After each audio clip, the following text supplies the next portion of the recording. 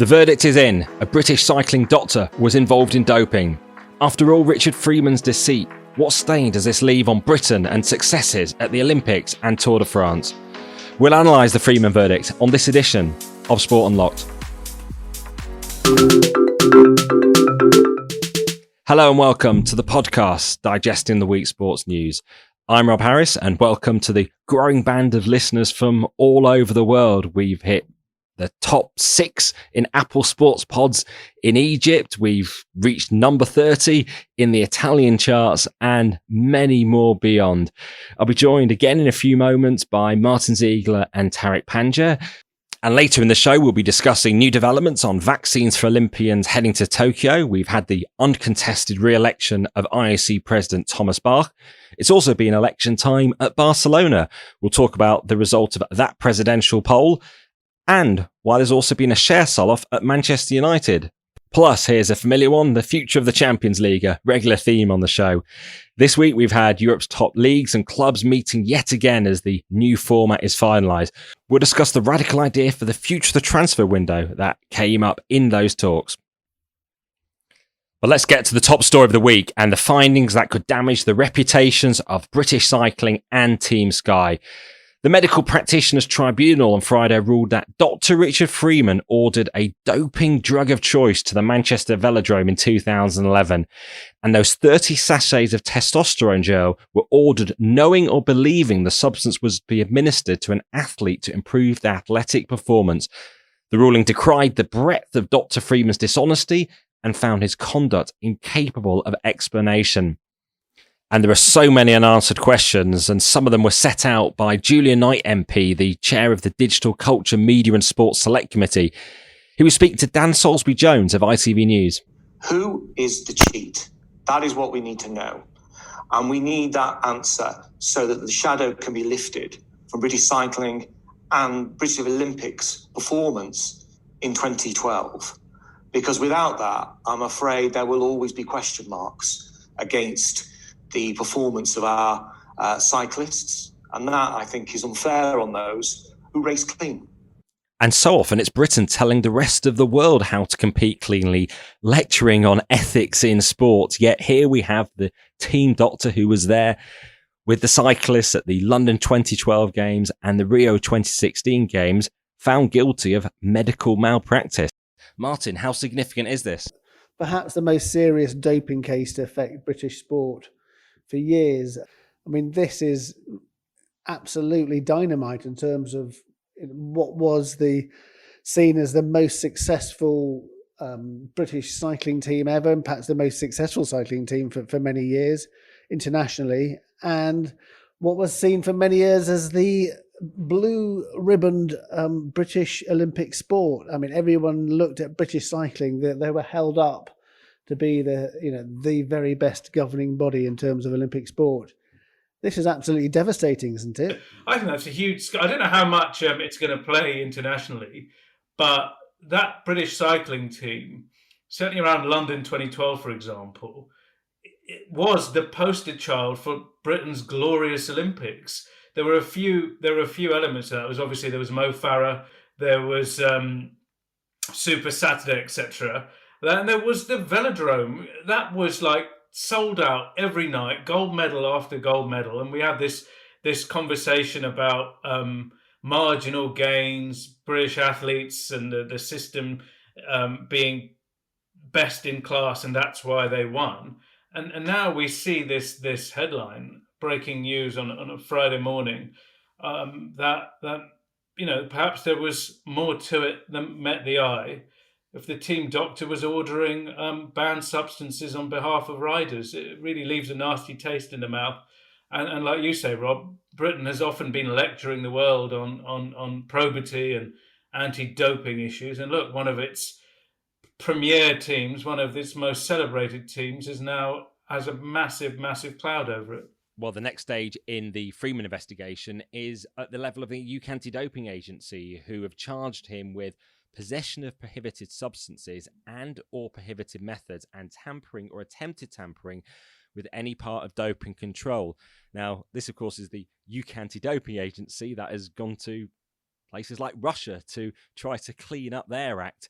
on doping, and now they're investigating the doctor behind Britain's hugely successful Olympic cycling team.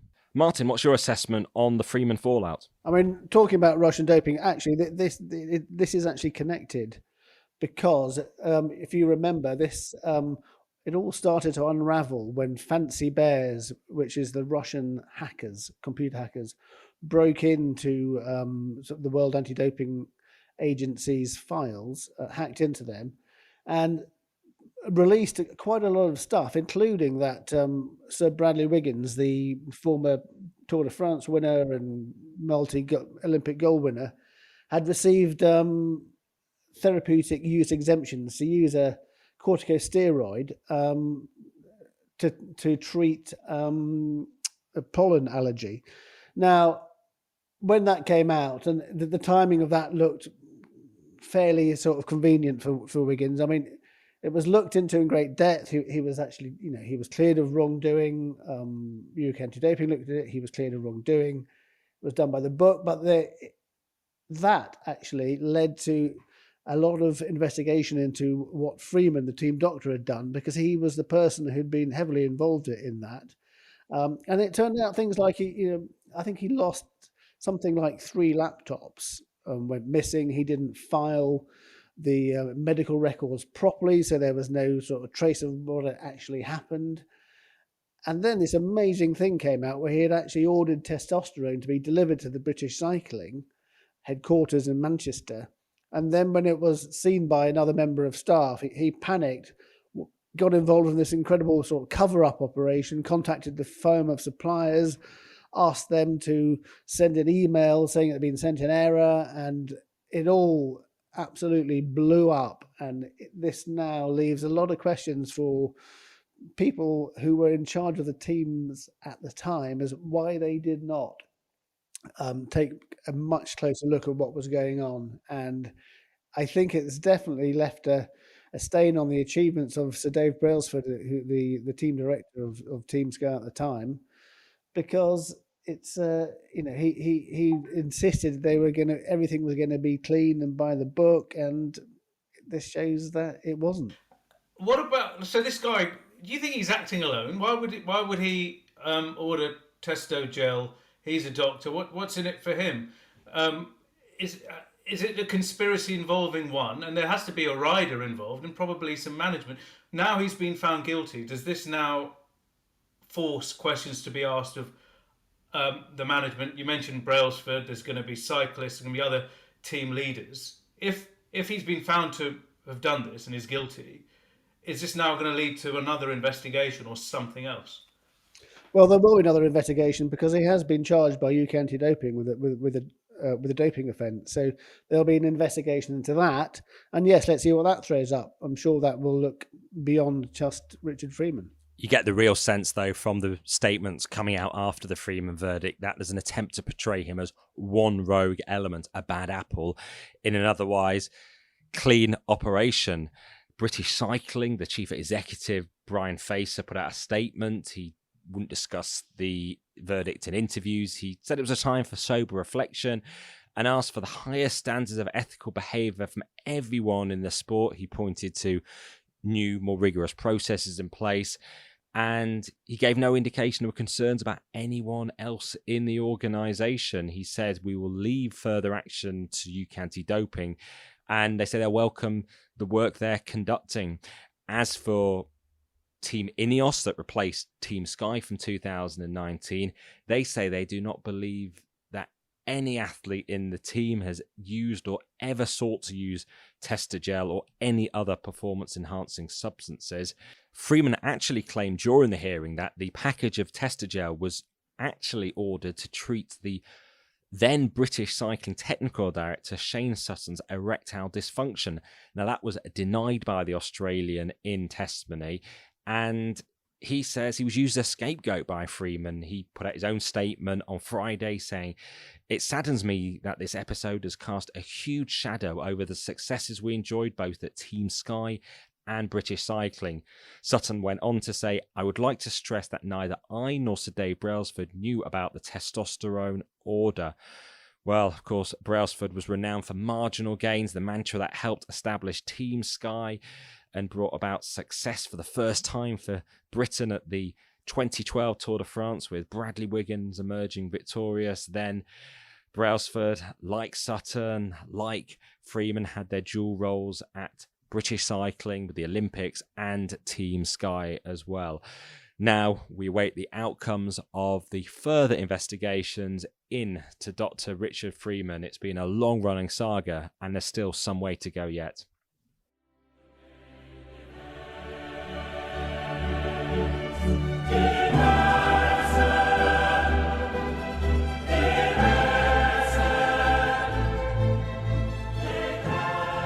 Lionel Messi and Cristiano Ronaldo won't be hearing that Champions League anthem again this season. For the first time since 2005, the competition won't feature either of them in the quarter-finals onwards.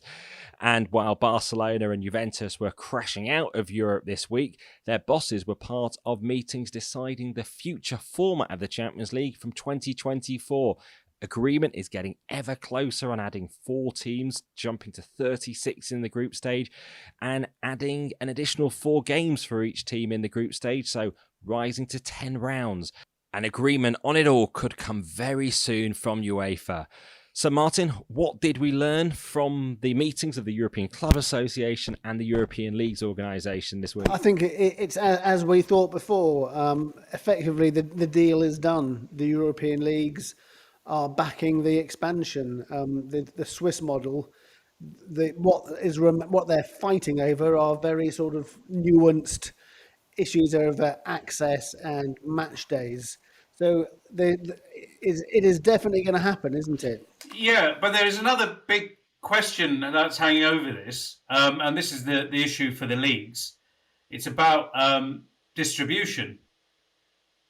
And that essentially is the amount of money that goes to each team. And the way the leagues have it, and some of the smaller clubs too, is UEFA need to decide and tell everyone how much money is going to be distributed to the competing teams at the same time as they agree the format. There is a sense that there could be a stitch up here where this will all be agreed. And then when it comes to the money, which is obviously one of, if not the crucial part of it for all these vested interests, it will be a fait accompli after the event. So there's a bit of haggling over that. It looks like UEFA is not going to give any ground, though. And we're going to have an agreement or a decision announced within the next 2 weeks. And one thing still on the table, potential changes to financial fair play. Certainly something Andrea Agnelli has weighing on his mind. He's the chairman of the European Club Association and boss of Juventus. And this week, after the ECA meeting, he also floated potential changes to the transfer system and even stopping Champions League clubs from buying and selling players amongst each other potentially. This is what he had to say. We're getting into financial fair play 3.0. I think there is space today to start thinking about a European CBA, for sure. What we've noticed is during this crisis, the biggest issue that we had as clubs, it's not a matter of fault or anything like that, it's our main costs, the players' salaries, would have had to be renegotiated on one by one. In any industry, I mean, you have other measures to tackle the cost side. So European CBA could be a solution going forward. We could think of double paths for the transfer system, whereby clubs qualifying to specific tiers in international competitions wouldn't be allowed to buy each other's players. So that would actually improve the indirect solidarity towards the other clubs. So no triple figures transfers amongst Champions League participating clubs. Maybe we'll be focusing to the champions of the champion players of smaller countries. So allowing us only to buy players there. For example, these are elements that we are discussing, but certainly cost control. It's one of the elements that gave us the biggest headaches and will be the biggest challenges in terms of reforms going forward, where all clubs will be particularly focused on in the next set of discussions. So curbs potentially on transfers between Champions League clubs? Seems pretty outlandish. Martyn, is it likely to happen? Well, it was a strange one, wasn't it? I mean, I did some check calls afterwards, contacted some senior people at UEFA. They had never heard of this before. They had no idea where it had come from.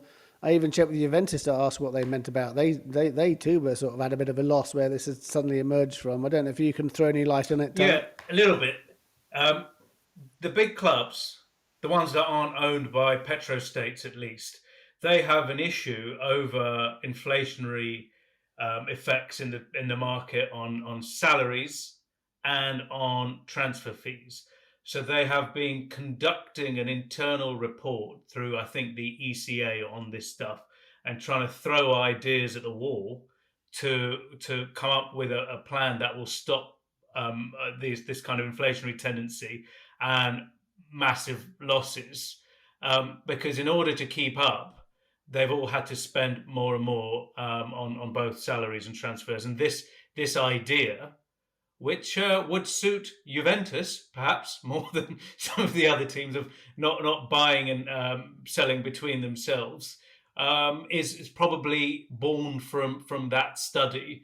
I don't think it's got very far, and I think there must be a number of other ideas. But one thing is clear: they really do want to have a plan to tackle the transfer fees and salaries. And interestingly, we talked about this on the show when we were talking about the Super League plans. Some of this idea could be linked to that, where we're talking about all of them limiting their salaries to revenue and ensuring they will all be profitable. So you can kind of link these two projects together with what I think Rob quite correctly described as an outlandish idea. It is weird, isn't it? And yet we heard from Agnelli as well. He believes that the worst of the crisis now is over from the coronavirus. We're marking a year of the pandemic. We haven't quite had the Armageddon that was perhaps feared at one point at the start of the crisis. The fact we could have waves of clubs going out of business, football in complete meltdown.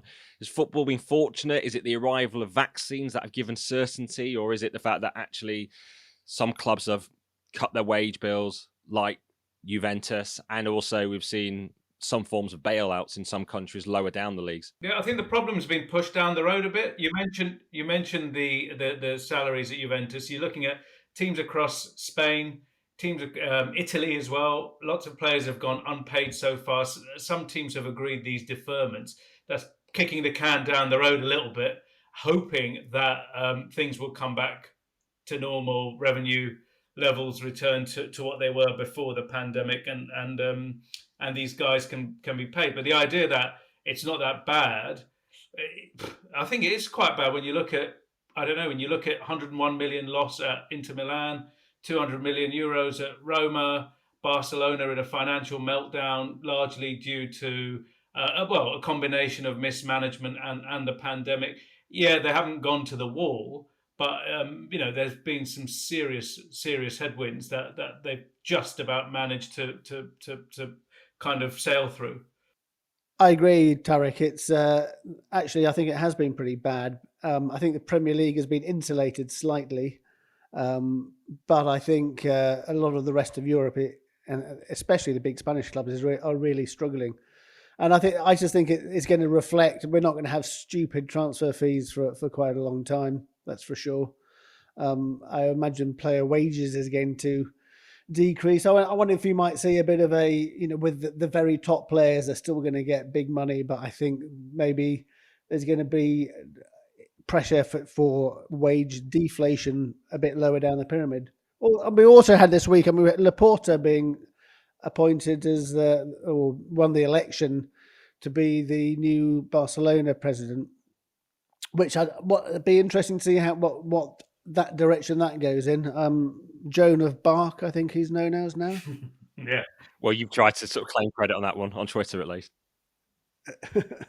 You're right. You're right, Martyn. I mean, it's interesting. He's headed into a financial catastrophe. Yet, within days, we're hearing, star signing again. Erling Haaland, Barcelona targeting him as a big present from Joan Laporta. And you think, Christ, when will these people learn? It might just be newspaper talk and speculation.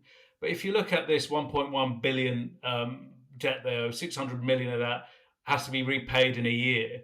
How are we talking about Erling Haaland going to Barcelona next season to team up with Messi? That would mean Messi would be staying at this salary that is north of 100 million euros per season. I find it really hard to believe that this can happen. And if it does, you think, well, Barcelona and its membership, and they deserve everything they get. If you hire these people and you let them continue running the club into the ground, and this will never happen, but if it goes bust, I wouldn't shed a tear. These people have, you've got a problem, yet you just keep on doing what got you in the problem in the first place. And you think, well, guys, you had your chance, you've blown it. Football will move on. And you need some fiscal prudence as well. I mean, it might be great, the adulation of all the fans outside the Camp Nou when you've been elected, and you treat it almost like a star signing yourself, the fact you're returning as president. And yet, I suppose that can go to your head as president as well. Then it could dictate and influence the business decisions and the type of signings that you do make to sort of satisfy that sort of stardom you've attained yourself as a president. Well, it's the problem with this model, isn't it? This fan-owned or member-owned model that, in England, some people have rose-tinted glasses about why can't the Premier League teams be fan-owned, etc. And then you look at fan-owned teams, you look at Barcelona, for example, here, the kind of populism that gets someone elected and then the decisions you make in order to keep that popularity. You look across Turkey, for example, huge debts, all the big teams are member-owned. You look at other parts of Europe as well, and it's hard to see the prudence, as you mentioned, like run on sort of solid grounds rather than grounds that are kind of self-serving for the individual who's in charge, because you don't carry the can. The worst that can happen is you lose your seat, but you leave an absolute car crash in your wake. Of course, the other way of doing things is the heavily capitalist ways of the Premier League, and particularly Manchester United, where Avram Glazer, one of the co-owners, has now put shares up for sale worth $100 million. It's yet another reminder of how much money the Glazers have managed to take out of the club. Of course, the takeover in 2005, they only put up £270 million of their own money, and there was a bank loan of £265 million, and it's the fans and the club still paying the price of that takeover with all the debt, but not the owners. They're reveling in it because they're getting dividends every year. They're selling shares for tens of millions of pounds. I mean, the Glazers, I think they can't believe their luck. They've been milking this cash cow for so many years, and it's still producing, isn't it? And this is just another example that I think they're still going to have around 3/4 of the shares in the club, so they're not losing any control over it at all. But they're getting a really massive influx of cash, and one can see why a lot of United fans are unhappy about the Glazer ownership, because if you look at just about any other club in the world, all that money would get ploughed back into getting new players and the best manager and all that. But actually, Manchester United, a lot of we have this situation where it's as you say, a highly capitalist model where the owners are coining it. The deal of the century, that the Glazer takeover of Manchester United. They were fabulously wealthy before, obviously, but this has made them unbelievably rich. We talked in the previous pod about the financial engineering that allowed them to pretty much own this team without putting next to nothing of their own money into it and reaping huge dividends. They have spent, like the club has spent, around £1 billion for the to be owned by the Glazer family. That's kind of a remarkable thing in its own right. They have, you could argue from a commercial point of view, Ed Woodward, etc., have run it to a successful, very, very successfully in that sense. where the revenues have climbed to such an extent that the club's valuation is about 3-4 times as much as it was when they bought it. So when it comes to selling, and you've seen this with this share sale now, 100 million here just for this tiny portion, they have made their money back in spades and will continue to do that. Like I said, it is what the sports deal of the century that got the Glazers to Manchester United. And look, they to be fair, and like a bit of devil's advocate, I suppose, and they have spent quite a fair amount on football players and salaries, right? In recent times, since in the post-Fergie era, as the club has declined, Manchester United have probably been one of the biggest, if not the biggest, spenders on talent and on salaries. Unfortunately for them, they haven't bought the right talent and they're not paying the right players because they haven't won the league since Sir Alex left, but they've spent more money than ever. It'll be interesting what the next few years will hold. Spent more than £1 billion since Fergie retired in 2013, and so much of it perhaps has been spent badly because of the lack of structure, the reliance on Ed Woodward to oversee things. And of course, this week we've had a slight shifting things. The fact Darren Fletcher appointed technical director. He's reporting to John Murtagh, who is now football director, and Matt Judge is the new director of football negotiations. So there's certainly got a lot of new jobs being created. Yeah, but that's all internal appointments, isn't it? As far as I'm aware. So yeah. So there's no fresh talent in the off-field squad. The boardroom squad is just rearranging the chairs. Yeah, so I can't imagine there's going to be a huge change in the way things are done. But we will see. Well, the Premier League itself has been marking the first anniversary since the 100-day shutdown of the competition due to the pandemic, and they're very much now looking forward. We've been hearing from Richard Marston's, the Premier League chief executive, on the hopes for the return of fans by the end of the season and for packed stadiums again by the new campaign. Well, there have been very significant financial losses, not just in the Premier League, but throughout the football pyramid. Towards the end of this season, I think we'll get towards £2 billion lost since the start of the pandemic in matchday revenue and broadcast revenue. And obviously, we've kept the show on the road despite all of this. Clubs have continued to invest in competitive matchday squads, and also the Premier League has continued to make good all of its contributions to the rest of the pyramid and wider football. But I think the ramifications are, if there's ultimately less money coming into football, then there'll be less money going out in the short term. The government's roadmap is really welcome because it sets out a plan for return of supporters. So hopefully the final 2 fixtures of our season will have up to 10,000 supporters in them all. We've got to go past those first initial steps in the government's roadmap to get there. So hopefully that'll be a fantastic finale to the end of our season. And then from the beginning of the next season onwards, our goal is to have full stadia. And obviously the government's roadmap offers us that opportunity. There's a lot of water to pass under the bridge before that can happen. Yeah. But that's our ultimate goal, is to see the return of full, vibrant Premier League stadiums and a return to the normal Premier League. So one of the big moments of the week was an institution full of deference, reverence, flattery and protocol. But we're not talking about the royal family, but an institution that acts almost like royalty. It's the International Olympic Committee, and the president, Thomas Bach, has been re-elected for another 4 years, and there was a wave of excess fawning, wasn't there? It was a sea of absolutely no dissent in the virtual room, was there? Well, not quite, Rob. There was one element of dissent. He was elected by 93 votes to 1.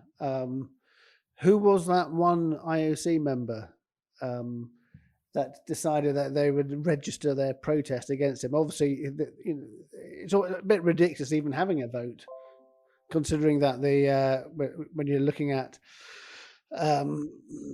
just one candidate. So but somebody decided they would vote against him.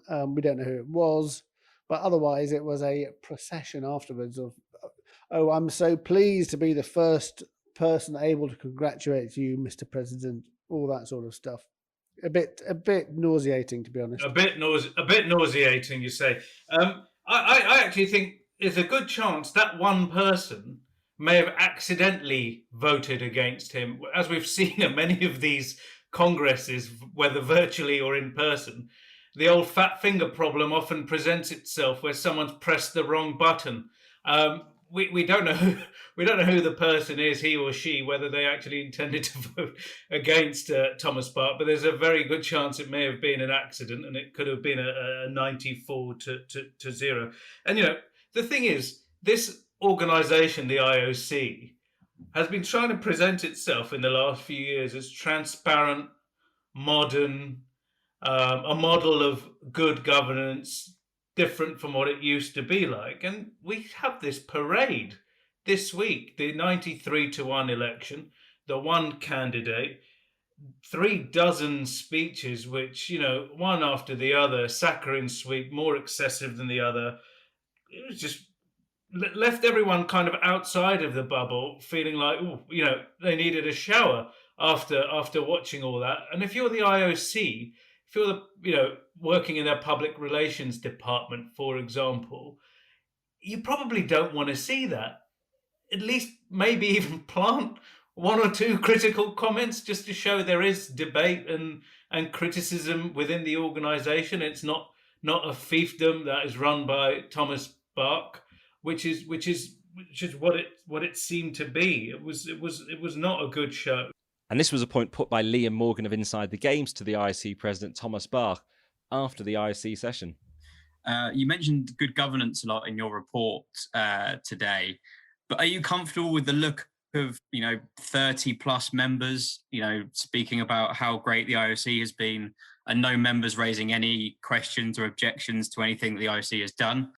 Good governance is not only there if the people agree with your opinion or the opinion of others. Good governance is about that everybody has the opportunity to express his or her opinion. And this is what the IOC members did there today, who were all part of this effort of Olympic Agenda 2020. And who are proud of these achievements. And this is also, part of a good governance, so that everybody can contribute and has contributed to these reforms, and then is defending them or is appreciating them. I cannot see any relation to a question of good governance there. Well, something we've heard a lot from Thomas Bach in recent months is that athletes won't be jumping the queue to get coronavirus vaccines to compete in Tokyo. Now, though, the IOC has secured vaccines from China, which has offered them to both the Olympics and the Paralympics. The IOC is saying they will pay for the doses required for any participants. This is the latest step in vaccine diplomacy from China, which has pledged 500 million doses of vaccines to more than 45 countries. And Bach has said that extra doses of the vaccines will be made available to the general public in those countries that are taking part in vaccinations from the IOC for athletes. Yeah, it's two vaccines per country for every one athlete who has one. I mean, it also represents a great PR coup for China, which is getting increased scrutiny for its human rights records. Again, Hong Kong, the Uyghur issue, which we've highlighted here over the past few weeks. And I wonder how the Japanese are feeling that their great rival, China, is getting them out of a hole here. That's going to be interesting too, how that plays locally. But yeah, and you could see, I suppose, why the IOC never want to challenge or comment on anything negative about China, because in recent years they've always come to their rescue. And I suppose for these organizations, being in the good graces of the Communist Party in China seems to be a very important part of their business model these days.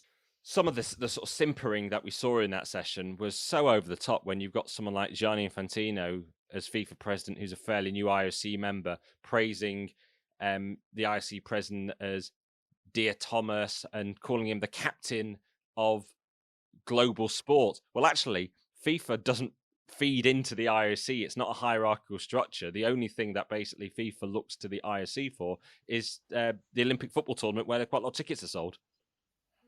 Absolutely. And he also described this Olympic Agenda 2020, this reform plan that Bach instituted shortly after being elected in 2013 as a masterpiece. But, you've seen some people review the net effects of this Olympic Agenda 2020, and it hasn't really amounted to that much. But I guess if you're in that bubble where you're all looking to pat each other on the back and maybe get a favor now and again, everything's brilliant, everything's the best, and everything's a masterpiece. And I don't see how things can improve when you're just kind of lauding each other for essentially doing your job. This is kind of the issue. You just surround these organizations with the same type of people, with the same type of interests, and you're never going to get any fundamental change because everyone's getting a piece somehow, somewhere. And the sports news is never ending. I'm just seeing as we wrap up this pod some reports that Chris Wilder is out as Sheffield United manager. Chris Wilder's gone. Well, the Saudi prince, when I spoke to him in the summer, he said the team was going to be built around Chris Wilder. It just shows you how fortunes change so dramatically in football. And it may mean that the Saudi ownership of Sheffield United may not have had a plan. They kind of lucked into owning this team at a discount, almost next to nothing, and lucked onto Chris Wilder and his system of inverted centre halves attacking up the pitch that surprised a few people. And they've had a horrible start this year. And look, there he goes, Chris Wilder. And it's time for us to go as well. Tariq, Martyn, thanks for your company as ever on the pod. We have reached episode 8 and we're really grateful for all of you for listening. And if you've got any feedback, we're welcome to any criticism, unlike you hear at an IOC session. Email us at sportunlockedpod@gmail.com or tweet us at sportunlocked. If you've got any thoughts and things we can discuss on future shows, any questions you've got about the world of sports news, we're always welcome to receive them and we'll try to answer them. But for now, enjoy the sports viewing in the days ahead and we look forward to hearing from you soon. Goodbye for now.